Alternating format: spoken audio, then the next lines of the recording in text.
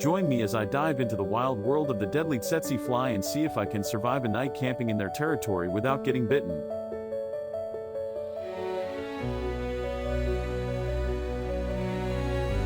The tsetse fly is not your ordinary insect. It's infamous for transmitting a disease that can literally kill you in your sleep.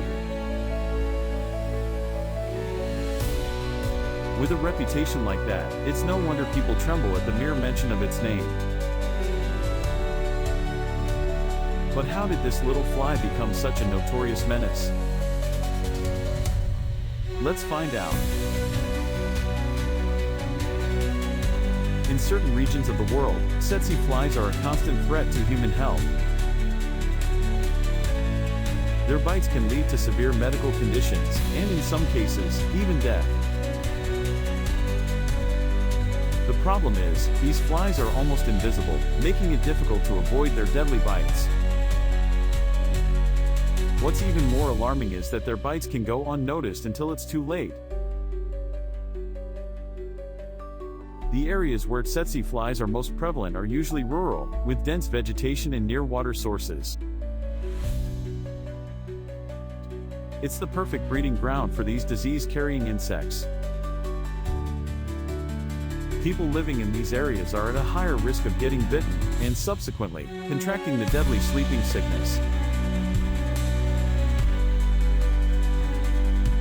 The World Health Organization reports that thousands of people die every year from sleeping sickness, a disease caused by the bite of an infected tsetse fly.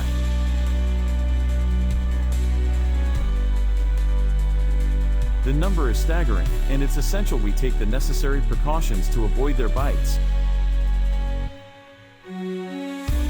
The tsetse fly's biology is quite fascinating, yet terrifying. These flies feed on the blood of mammals, and in the process, they can transmit the parasites that cause sleeping sickness. It's a vicious cycle that's hard to break. There have been instances where people have contracted the disease after a single bite, and it's led to severe medical complications, or even death.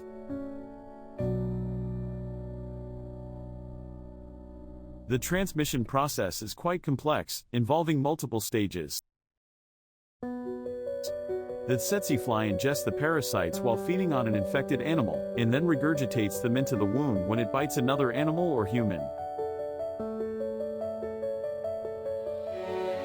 It's a silent killer, with no symptoms showing up until it's too late. There have been numerous cases of people affected by tsetse fly bites, and their stories are nothing short of harrowing. From severe anemia to extreme weakness, the symptoms are varied and can be devastating. Sleeping sickness is no joke, and it's essential we take it seriously. One particular story that stands out is that of a young girl from a rural village in Africa. She was bitten by a tsetse fly while playing outside, and initially, didn't show any symptoms. But days later, she began to experience severe headaches, fever, and extreme fatigue. Her condition rapidly deteriorated, and she was eventually diagnosed with sleeping sickness. The treatment was long and arduous, but thankfully, she made a full recovery. However, her story is a grim reminder of the dangers posed by these deadly flies. In another case, a researcher from the States traveled to Africa to study the tsetse fly. He was well aware of the risks, but took necessary precaution. However, he was still bitten by an infected fly. His symptoms started with a mild fever, but rapidly escalated to severe joint pain, and eventually, partial paralysis. It took months of treatment for him to recover, and his experience served as a stark reminder of the tsetse fly's potency. In yet another instance, a group of tourists ventured into the African wilderness without taking adequate precautions. Two of them were bitten by tsetse flies, and subsequently, contracted sleeping sickness. One of them didn't survive, while the other suffered from severe medical complications for months. The tsetse fly's bite can have devastating consequences, and it's essential we take the necessary precautions to avoid their bites. From using insect repellents to wearing protective clothing, every little helps. To sum it up, the tsetse fly is a force to be reckoned with. Its bites can lead to severe medical conditions, and even death. It's crucial we're aware of the dangers they pose, especially in regions where they're prevalent.